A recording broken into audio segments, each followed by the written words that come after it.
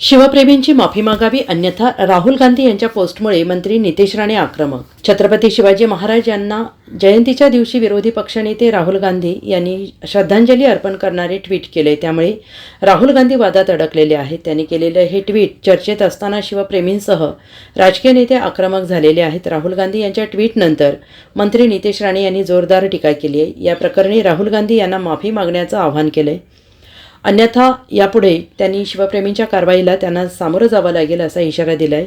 राहुल गांधी यांच्यासारख्या औरंग्याच्या पिल्लावळीकडून दुसरी काहीच अपेक्षा नाही। हे हिरवे साप औरंग्यांच्या विचारांवर आणि देशावर राजकारण करतात आणि त्यामुळे त्यांना नेहमी शिवरायांच्या स्वराज्याचा द्वेषच असतो।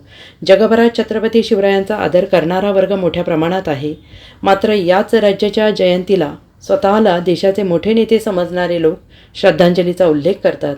महापुरुषाबाबत असे वक्तव्य सहन केलं जाणार नाही, त्यामुळे राहुल गांधीने देशातील सर्व शिवप्रेमींची माफी मागितली पाहिजे। त्याबरोबरच शिवरायांच्या पुतळ्यासमोर नतमस्तक झालं पाहिजे। जर हे केलं नाही तर महाराष्ट्रातील शिवप्रेमी त्याला इथे किती वेळ येऊ देतात ते पाहणं गरजेचं असेल, असं मंत्री नितेश राणे यांनी म्हटलेलं आहे। पिल्लावळा करून अजून दुसरी काय अपेक्षा नाही।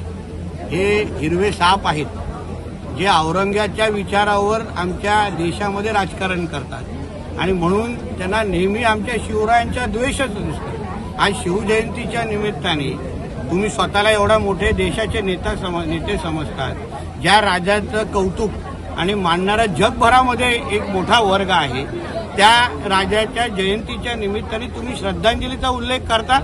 राहुल गांधींनी देशाची जनतेची शिवप्रेमीची माफी मागितली पाहिजे। त्यांनी इथे शिवरायांच्या पुतळ्यासमोर येऊन नतमस्तक झालं पाहिजे आणि त्यांनी नाही केलं तर मग महाराष्ट्रामध्ये शिवप्रेमी त्याला किती वेळ इथे येऊन देतील त्यांना, त्या बाबतीमध्ये पुढचा काळ ठरवेल। Bureau report SBN Marathi, Mumbai.